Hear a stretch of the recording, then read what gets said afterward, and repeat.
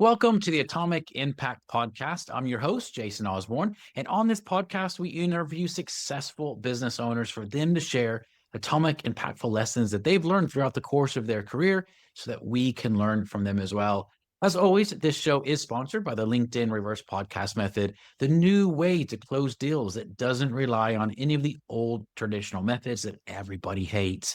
We use this method to book 26 qualified leads and sales calls in 10 days without any ad spend, outreach, or endless social media posting.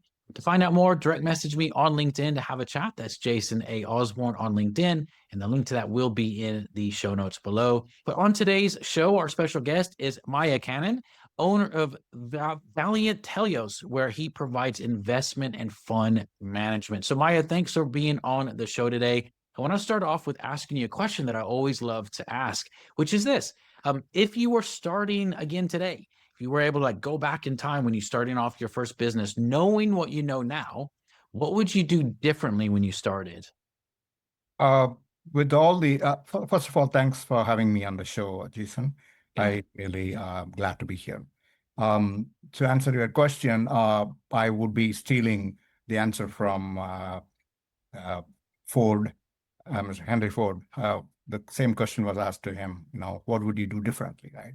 He would not change a thing, but then there's always because the mission for me was set long ago, right?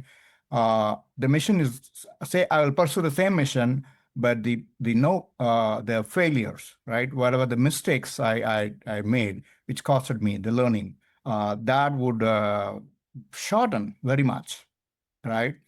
My journey. So the new journey I will take, I still have to go through, because every business is a baby. It should be born.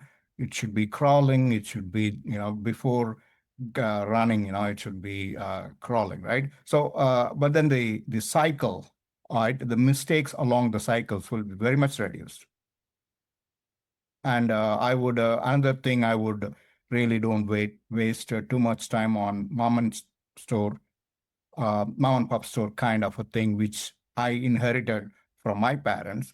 That doesn't work anymore in the current world. So I will go for capitalization of business from the beginning, which was not the case when I started, right, 25 years ago. But now I won't do that mistake, which would put you into a rat race. I would cut short that by reaching out to the right, gaining the right capital to execute the plans. So just reaching out, finding more capital to be able to build up what you're doing. The right capital for that Yeah. plan, because falling short of the capital always puts you into that race, and especially now, trillions of dollars are play, right? You can imagine competing with those folks. Yeah. And you don't have to align with their plan, but you really have to have enough capital to play. Yeah. Yeah, absolutely. Well, along with capital, one of the things that I always love to ask as well is what's been the hardest part of scaling what you do, but without coming across as salesy or spammy or needy in what you're doing as you grow?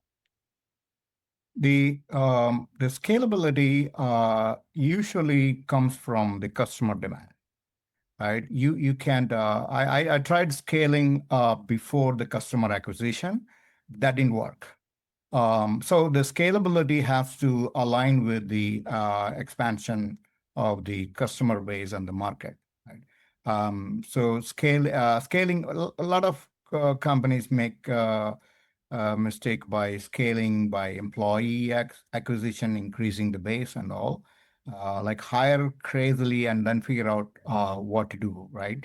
That won't work anymore, because labor capitalization or outsourcing kind of models, they're all outdated. Now you have to really have the right people, not cheap labor.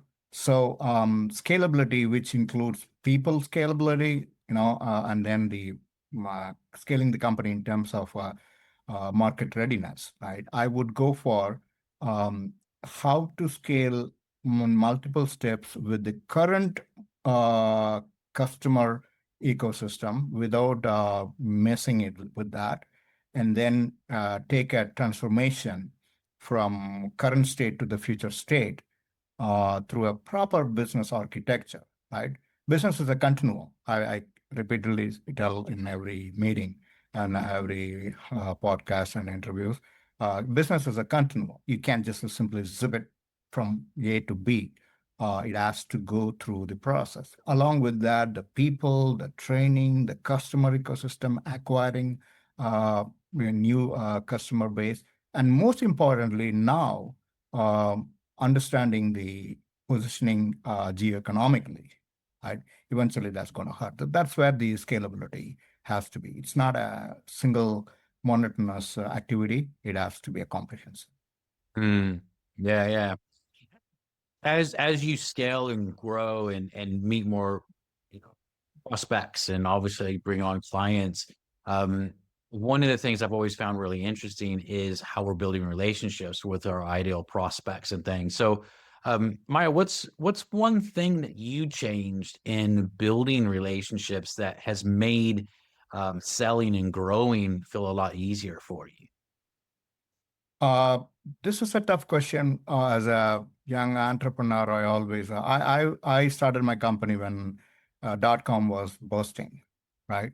So there was a need of I started with outsourcing for small businesses as my tag, while Northrop Grumman kind of a guys, were going for a big outsourcing, saving the big companies. In 2001, it's all about saving the companies, right? Either you close down or stay afloat by cutting the company by, 60, 70%. So outsourcing was the mantra back then to as a savior. So I started with that, and then, but then with zero capital, almost zero capital, I started with a small, crunching small money here and there. The building the relationship, there was a push from the market, right? And then I started developing the relationship within the small circle. One of the mistakes I also did in the past is try to look for customer relationship globally, right? And mostly the internet era people, including me, tend to believe the global, the entire world is your customer, right? That didn't work. That didn't work, except you are trying to sell something online with nobody cares who they are buying it from. But if you are selling services and real serious products, then you have to start from the local community. I had a small local community in Washington, D.C. So I was mentioned in Washington Post. I was interviewed by Washington Post in 2003. I don't know, 2004, because they found me doing this for small community, right? So that worked very well. If I start talking about outsourcing globally to everywhere, I probably would have not gotten the lead. All the leads I got was a very, known people. People always, do business with especially the serious business. They, do business with the people they know and trust. That's for sure, right? And coming to your core question of, building new relationship, it was tough. And when LinkedIn came in, I was, people like me kind of, oh my goodness, this is a blessing we got, right? Well, initially, it was a disappointment. Back then, we didn't even talk about algorithms and all. So, but then what else you got there, right? That's it. So LinkedIn and the Google AdWords and all these things started flowing some, creating some leads, of course. But then professional level um, connectivity, right? The LinkedIn brought in. LinkedIn didn't give me a lot of business, but then at some point of time, I stopped expecting that from LinkedIn. Okay, so if I have now about 12,000, around 11,000 followers and connections over a period of 20 years now, right? 22 years now. Uh, but then there's always something correct about you, right? in the community.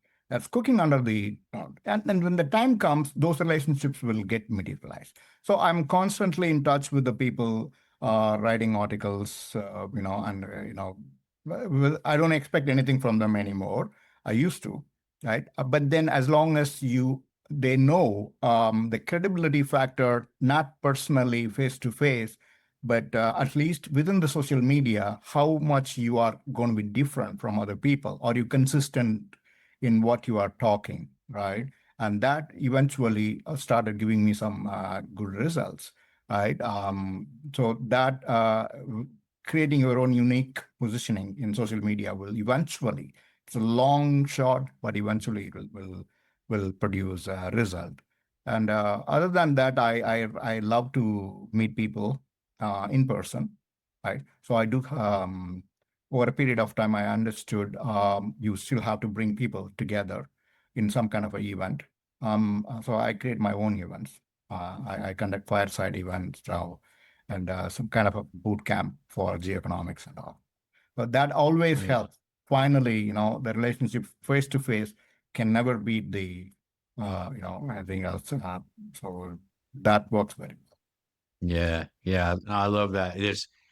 Definitely online, there's great things to do to build relationships, but I totally agree. Those in-person relationship building is absolutely phenomenal. So yeah, yeah, totally. Well, Maya, looking over the next 2 to 3 years with where you're building your business, what are you wanting to achieve? What would you like to do? Um, I two things I do. One on the my private equity. I want to grow it by executing uh, projects. Um, Project in a sense, acquiring assets and even including running projects globally. The equity play, right? Private equity play. That's where alternative investment is where I am focused in the next 5 years. Taking the right now I'm floating a $300 million fund to execute a global project called capitalization project, bringing digital assets, AI investments into traditional projects like energy and agriculture. Growing, my target would be next 5 years to growing it to be a $4 or $5 billion fund from as a fund manager, right?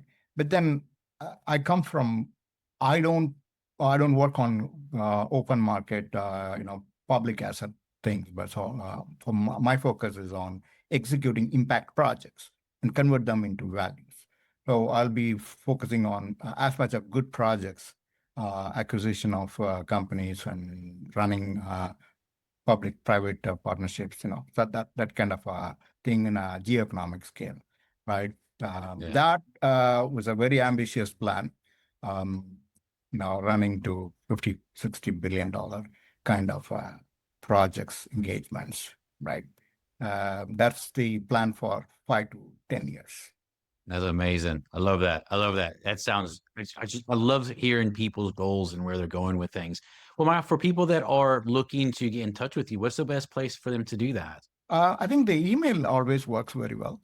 So I have the website, the forum that I launched is the best place to go, mayanomics.org, or people can be in touch with me at mayakannan.com. And my email is also very simple, maya.kannan@mayakannan.com. Right. Amazing. But forum, geoeconomics forum is where I actively get involved, where I create the ecosystem where everybody comes with the open, the entrepreneurs, investors, everybody come together. Mayanomics.org. Cool. Wonderful, wonderful. Well, I definitely recommend everyone checking out Maya on the places he just mentioned. Maya, thank you so much for being on the show. It's been a great privilege having you on. And as a reminder to everyone listening, this show is sponsored by the LinkedIn Reverse Podcast Method, the new way to close deals that doesn't rely on any of the old traditional methods that everybody hates. To find out more, direct message me on LinkedIn to have a chat. That's Jason A. Osborn on LinkedIn. It will be in the show notes below. And until next episode, stay inspired.